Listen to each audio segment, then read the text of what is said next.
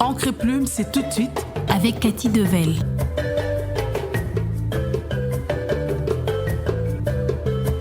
Encre et Plume. Chaque vendredi à partir des 20h. Encre et Plume.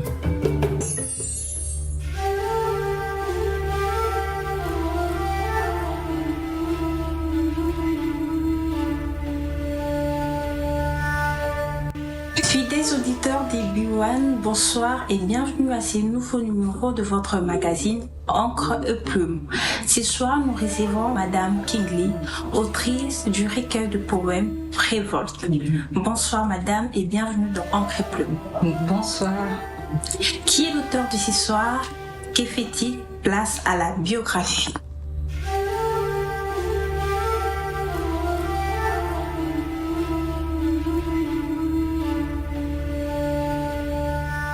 Kingley, nom de plume de Liane, est une femme congolaise qui s'est prise d'amour pour l'écriture dès son plus jeune âge. Enfant, elle a toujours tenu un journal intime et adolescente, elle s'est mise à écrire de poèmes. Ces poèmes et récits passent en revue différents aspects de la vie. L'injustice lui est décriée, l'amour sublimé. Journaliste de formation, femme active, épouse et mère de 3 garçons, elle s'était un peu éloignée de sa passion jusqu'à la publication surprise de son premier recueil de poèmes. Révolte est un cri de cœur qui rassemble quelques-uns de ses poèmes, judicieusement tirés par son mari sur les centaines qu'elle gardait précieuses. Et à présent que nous connaissons qui est Kingley, place au résumé de l'œuvre. Encre et Plume avec Katia Devel. Chaque vendredi à partir des 20h et la rediffusion dimanche à 10h15. Encre et Plume sur B1 FM. Résumé de l'œuvre. Révolte est un recueil de poèmes paru en août 2023 à la maison d'édition, les éditions MKN2 plus C. Dans un total de 23 poèmes, l'auteur prend plaisir à rimer sur ses propres émotions. La révolte en prélude, en passant par la révolte d'un esprit libre, pour finir par la révolte d'une citoyenne. Dans un format singulier indiquant le lieu, la date, l'heure où a été écrit tous les textes, plongé dans la révolte de Kingley. Eh bien, il sort de l'ordinaire ces sacrées révoltes. Alors, déjà, la particularité avec votre œuvre est qu'elle a été publiée à votre insu, du jamais vécu à Kinshasa. Racontez-nous, madame, comment ça s'est passé? C'était vraiment la surprise de l'année passée. En fait, comme dit dans ma biographie, j'ai commencé à écrire très tôt. Et dès l'adolescence, j'écrivais des poèmes et tous ces poèmes, jusque-là, je les entassais. Et chaque fois que je pensais à publier, il y avait le travail, les enfants, il y avait toujours des obstacles qui me poussaient à repousser justement cette publication. Et mon mari me répétait souvent, mais tous ces poèmes, tu les laisses là moisir dans tes vieux cahiers, il faudra un jour te décider à les publier. Je repoussais toujours et quand je commençais à sélectionner, après je repoussais. Et il s'est décidé, il me disait en me provoquant que toi, un jour, je publierai pour toi, je ferai la sélection pour toi et tout. Mais là, surprise, en août, quand je devais aller le prendre en fait quelque part, donc je ne savais rien, j'étais avec une amie, alors que lui il avait tout organisé, il a sélectionné les poèmes, il a fait le recueil, il a fait la mise en page avec son ami éditeur, le prof Kadima Nzouji, et après je suis entrée dans la salle et tout le monde était en train d'applaudir. J'ai rien compris jusqu'à ce que je finisse par me rendre compte qu'il avait fait et le recueil était là. Voilà. Alors, il a bien fait de faire cette surprise? Oui, il a bien fait parce que je crois que s'il ne l'avait pas fait, je ne sais pas quand est-ce que je me serais décidée à sortir à sortir Kingsley de l'ombre. Voilà. N'avez-vous aucun regret sur base de choix de poèmes que votre époux a effectué? Non, j'avoue que le choix qu'il a fait, j'avoue que je n'ai aucun regret, puisque j'ai vu qu'il a quand même évité les poèmes beaucoup plus personnels, surtout les poèmes d'amour. Il a fait vraiment le choix. Il a choisi de présenter une Kingsley révoltée et il a intitulé ce recueil Révolte.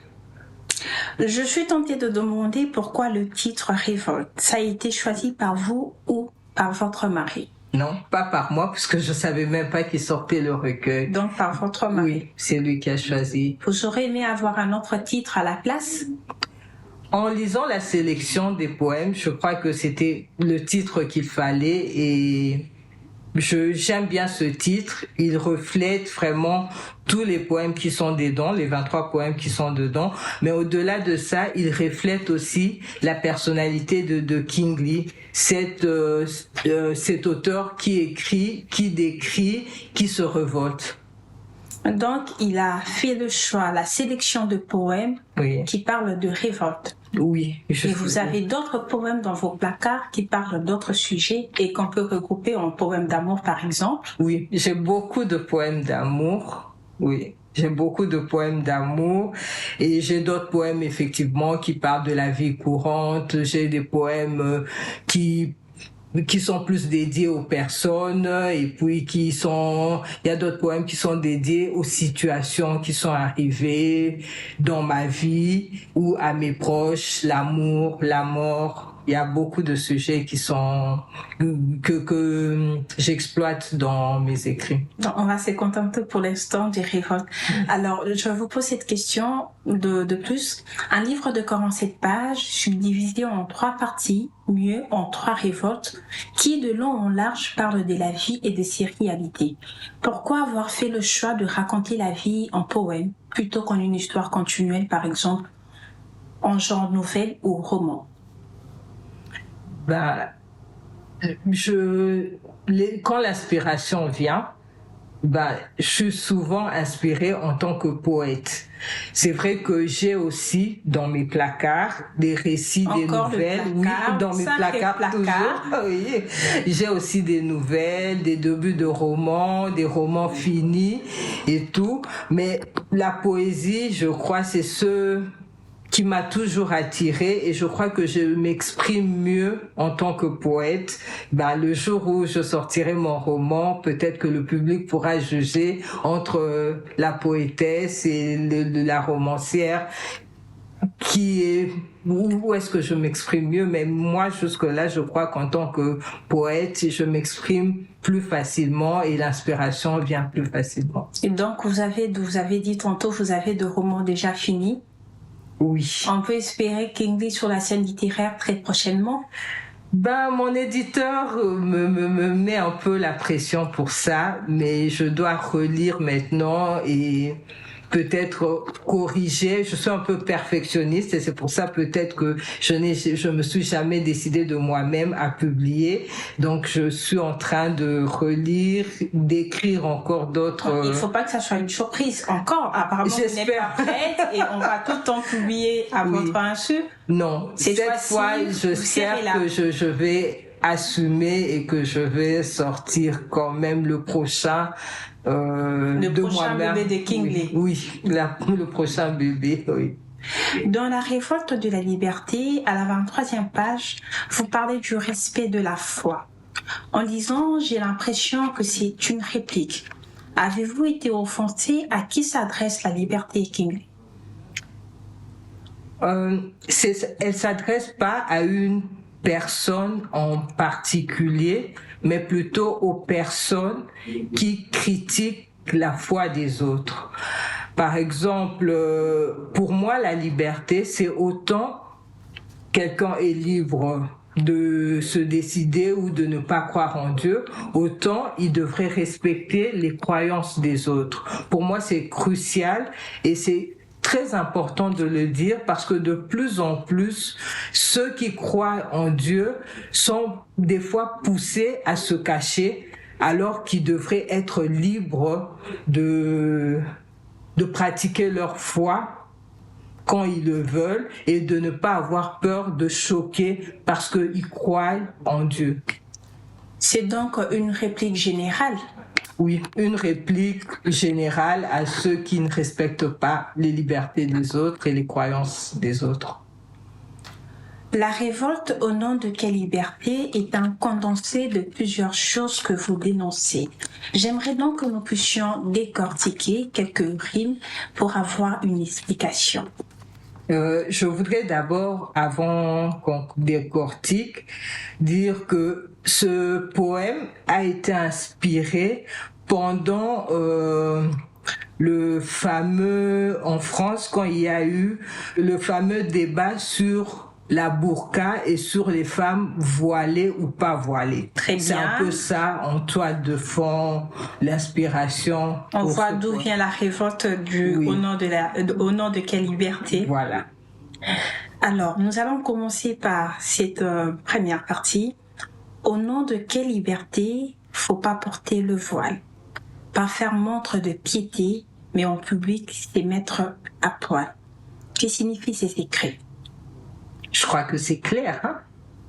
Je crois que c'est clair que au nom de la liberté des personnes, on se décide à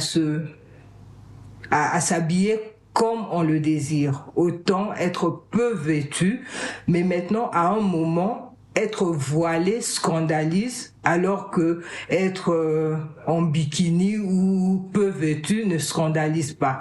Pourquoi être scandalisé quand quelqu'un se couvre et ne pas être scandalisé quand quelqu'un se découvre? C'est un peu le questionnement dans cette première strophe. Peut-on parler de la vulnérabilité de l'homme dans la société? Oui, l'homme est vulnérable dans la société, mais je ne sais pas si c'est... C'était pas forcément des bases. Oui, un peu cette vulnérabilité se ressent autant pour les personnes qui prônent la liberté. En même temps, ce sont les mêmes personnes qui écrasent un peu cette liberté en disant savoir ce qui est mieux pour l'autre, alors que l'autre devrait savoir ce qui est bien pour elle-même et avoir le choix. Parce que la liberté, c'est avoir le choix. On ne devrait pas imposer porter le voile ou ne pas porter le voile. Ça ne doit pas être imposé d'un côté comme d'un autre. Il faudrait qu'il y ait un choix libre, si je peux me répéter. Au nom de quelle liberté des valeurs deviennent frayeurs, car il ne faut surtout pas les heurter, cacher sa foi, toute sa ferveur. Cette partie ressort de la peur de l'homme. Oui. Ça rejoint un peu sur le précédent poème sur lequel nous avons parlé, Liberté. Ça rejoint ce que j'ai dit, que maintenant les croyants ont peur de dire qu'ils sont croyants pour ne pas heurter les autres, pour ne pas heurter ceux qui considèrent que croire en un Dieu est une aberration, alors qu'ils ne devraient pas avoir cette frayeur-là et cette peur-là. Au nom de quelle liberté il faut à tout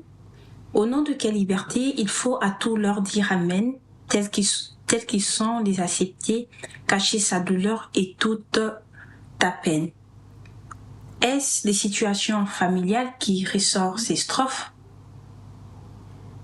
En fait, c'est vraiment toutes ces strophes se lient, c'est vraiment sur base c'est cette révolte devant une imposition d'une société par rapport au voile. Ça aussi, il faut dire amen, il faut accepter que je ne dois pas me couvrir, que je dois faire comme eux le veulent, alors que ce n'est pas ce que moi je veux faire.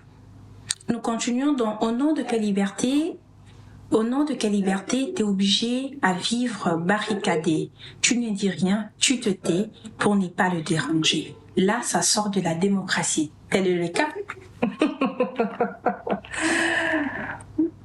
il y a quelque chose sur la démocratie aussi, sur, comme je le disais plus tôt, sur les impositions des puissants par rapport à ceux qui sont jugés ou considérés comme plus faibles. Et enfin, au nom de quelle liberté, par ton silence, t'es devenu complice? Ils t'ont eu, tes nerfs ont pété, leur liberté est ton supplice. Vous faites allusion au silence dans des relations amoureuses, amicales? Dans une relation, disons. Non, ici en tout cas, il n'y a pas une allusion aux relations amoureuses, c'est toujours aux convictions. Renoncer à ses convictions et faire comme la majorité pour ne pas faire le politiquement correct, pour ne pas sortir du cadre et être accepté. Donc de ce fait, on se fait complice, on accepte et on se renie en fait, et en fait la vie devient un supplice.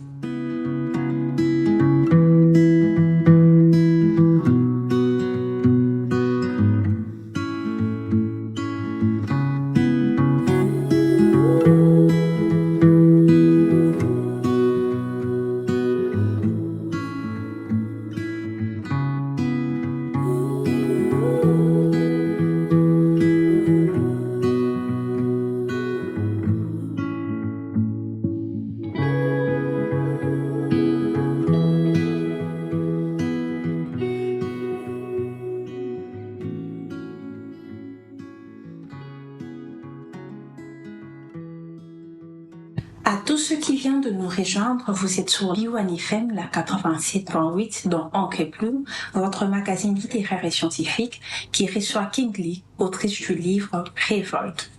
Nous poursuivons avec cette question de plus. Pourquoi était-il important pour vous de noter les heures et les lieux de rédaction de vos poèmes? Ça, c'est un tic que j'ai depuis que j'ai commencé à écrire les poèmes. Toujours savoir quand est-ce que je les ai écrits, à quelle heure je les ai écrits et où est-ce que je les ai écrits. Ça, chaque fois que c'est quand je signe mes poèmes, je mets toujours ces précisions-là, ou presque toujours ces précisions-là. Et pour moi, c'est devenu comme automatique. C'est un peu ça. On va dire que c'est la particularité de Kingsley. Je ne pense pas être la seule à noter. Je crois qu'il y a beaucoup de poètes qui notent quand même les lieux où le poème a été écrit et la date, peut-être pas l'heure, mais ils notent quand même. C'est important de savoir, puisqu'après, la mémoire étant ce qu'elle est, ça nous aide à nous remémorer dans quelles circonstances on avait écrit. Mais la particularité dans Révolte, et c'est pour chaque poème, on croirait dans une recherche scientifique, il faut à tout prix mettre le lieu où on a tiré les informations. Oui, peut-être. En tout cas, ceux qui ont trié les poèmes se sont aussi basés sur ça pour les poèmes choisis. Peut-être. De tous les poèmes, lequel est votre préféré? Waouh. Là, c'est difficile. Je peux dire que tous sont mes préférés, mais j'aime bien Prise de conscience. Pourquoi? J'aime bien parce que ça appelle en fait le Congolais. Ça appelle en fait le Congolais à se lever et à être fier d'être ce qu'il est et à se battre pour obtenir ce qu'il veut. Êtes-vous bon patriote? Oui, je suis patriote. Ça se sent dans votre écrit. 100% patriote, oui. Ce qui me pousse à poser cette question, dans la révolte d'une citoyenne, on sent que c'est un mélange d'expression d'amour pour son pays, de dénonciation, mais surtout de ras-le-bol. Ne pensez-vous pas avoir peint de trop la RDC en noir? Outre votre amour, le reste des écrits sont négatifs. Pourquoi donc? Peindre la RDC en noir ou peindre la réalité, ce qu'est la RDC. Parce que en même temps, vous avez bien parlé de l'amour que j'ai pour ce pays. Si, par exemple, on lit le poème La déclaration d'amour à Kinshasa, autant je peins ce qui va et ce qui ne va pas, et je dis que j'aime Kinshasa et par extension j'aime le Congo avec ses travers, j'aime le Congo avec ses beaux paysages, j'aime le Congo tel qu'il est. Donc je peux pas dire que j'ai peint le Congo en noir, mais j'ai fait plutôt ressortir mon ressenti sur le moment, sur la situation de mon pays, sur la guerre, sur les inégalités, et c'est une réalité, et le poète dit ce qu'il ressent, au-delà de tout, ce qui vient du cœur, ce qui le fait mal, et il dit aussi ce qu'il aime, ce qu'il apprécie. Donc tout ça fait partie du Congo, autant le côté un peu funeste ou noir, et autant le beau côté du Congo, la chaleur des Congolais. Tout ça c'est le Congo, et j'aime le Congo tel qu'il est dans son entièreté. Quel est votre ressenti après avoir écrit tout le poème sur le Congo? Après, souvent, quand je me relis, j'ai mal. Et là, le choix qui a été fait, c'est quand même assez récent. De 2002, c'est vrai que 2002, ça fait plus de 21 ans, mais nous qui sommes un peu plus âgés, pour nous, on se dit c'est quand même récent par rapport aux poèmes des années 1900, quand on était encore Zaïre. Il y a des poèmes, quand je relis, tu enlèves Zaïre et on a l'impression qu'on fait du surplace, qu'on ne bouge pas. Et chaque fois que je relis ce que j'ai écrit, j'ai mal, et je me demande quand est-ce qu'on sortira de cette situation, quand est-ce qu'on cessera de pleurer, de se lamenter. Et c'est pourquoi j'aime beaucoup le Fils du Congo, relève-toi, prise de conscience. J'aime ce poème puisque ça nous appelle à un moment à ne pas rester à se plaindre, mais à se décider, à agir, à se lever et faire notre part pour changer les choses. Quels sont les retours reçus de vos lecteurs après la lecture de Révolte? Retour très positif, en tout cas, les lecteurs qui ont lu, les retours étaient positifs. Beaucoup de gens étaient étonnés parce que beaucoup ne m'avaient pas encore lu, beaucoup ne connaissaient pas King Lee, ils ont découvert King Lee et ils étaient vraiment agréablement surpris de découvrir King Lee.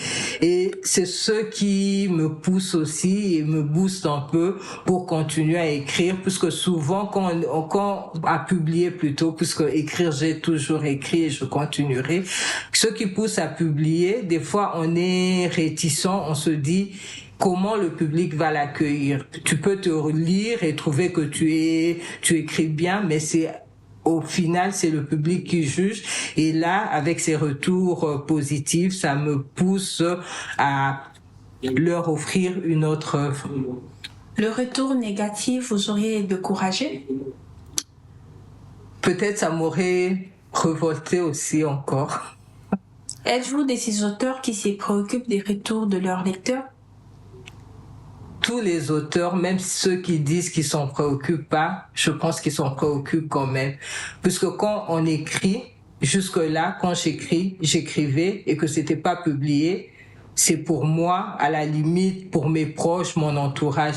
Mais dès qu'un auteur publie, il publie pour un public. Donc, du coup, il veut savoir ce que le public pense, et quand c'est négatif, il est d'un côté soit frustré, soit il cherche à s'améliorer pour que ce public soit satisfait, soit il se dit que cette tranche du public ne comprend pas ou ça ne passe pas, mais il a toujours un ressenti par rapport à ce retour, qu'il soit positif ou négatif. Vous êtes auteur. Alors, il y a cette fameuse phrase qui revient dans les rues de Kinshasa, le Congolais ne lisent pas. Pourtant, vous écrivez. Qu'est-ce que vous en pensez? Oui, cette phrase revient, mais de plus en plus, on se dit, et avec les organisations des écrivains, avec les nombreux auteurs, jeunes auteurs, cette phrase ne reflète plus la réalité. Et je me demande si à un moment elle a vraiment reflété la réalité. Parce que les Congolais lisent, peut-être qu'ils achètent moins de livres pour l'une ou l'autre raison, mais les Congolais lisent et ils aiment lire. Et ils écrivent aussi. Puisque vous avez parlé d'argent, Comptez-vous un jour vivre de vos écrits? En quelque sorte, les écrits payent-ils en RDC? J'aimerais bien pouvoir vivre de mes écrits, mais en RDC, ailleurs je ne sais pas trop, mais en RDC, c'est difficile de vivre de ses écrits, mais il y en a qui essayent et qui s'en sortent, et je les félicite beaucoup d'avoir renoncé à un autre travail et se consacrer 100% à l'écriture. Mais c'est difficile de vivre de ses écrits, rien que de ses écrits, c'est difficile. Cela dit, Révolte est sur le marché depuis un bon moment. Oui. Ça a été vendu comme espéré ou pas, ou on a regretté? En tout cas, c'est en train d'être vendu, et par rapport aux ventes, peut-être il faut peut-être me renseigner plus auprès de l'éditeur par rapport aux ventes dans les points de vente. Mais moi, ce que j'ai eu à vendre, j'ai quand même beaucoup vendu. Où trouver Révolte et comment s'en procurer? Ok.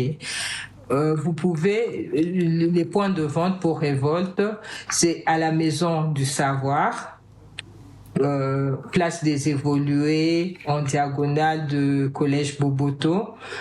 C'est aussi à Money Shop, et c'est aussi vendu à la librairie du Rotana.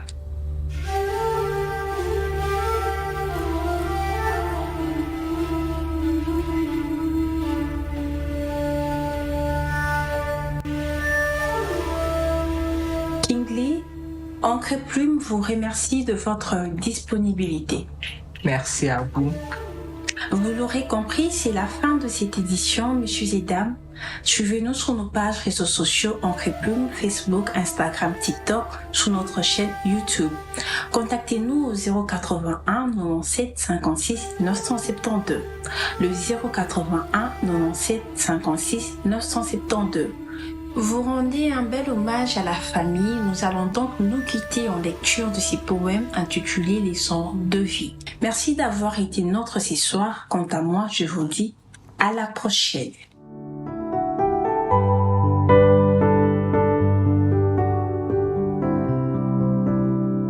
Leçons de vie. Je pense à cette mère qui jamais ne désespère. Et pour ses enfants, se bat, donnant tout ce qu'elle peut pour qu'ils aient toujours mieux. Pour eux, l'adversité, elle combat. J'admire ces pères qui, pour des êtres chers, s'élèvent chaque matin et envers et contre tout leur ramènent leur foufou et consolent leur chagrin. Je félicite ces parents qui, face à leurs responsabilités, ne jettent pas l'éponge et ne quittent pas la pitié, sachant le travail payant dedans et s'y plonge. Et cet orphelin dans la rue me donne une leçon de vie. Ne pouvant compter que sur lui-même, comme il peut, il se démène. Frères et sœurs sont à sa charge, le peu qu'il gagne, il le partage. À lui tous les menus travaux, aucun répit, aucun repos. Pas le temps de compter ses mots, ni de s'apitoyer sur son sort. Toujours plus d'efforts, devenant de plus en plus fort, il conjure le mauvais sort. Poème de King Lee, Kinshasa, le 9 septembre 2012 à 18h06. Encre et Plume avec Cathy Devel. Encre et Plume. Chaque vendredi à partir de 20h. Encre et Plume.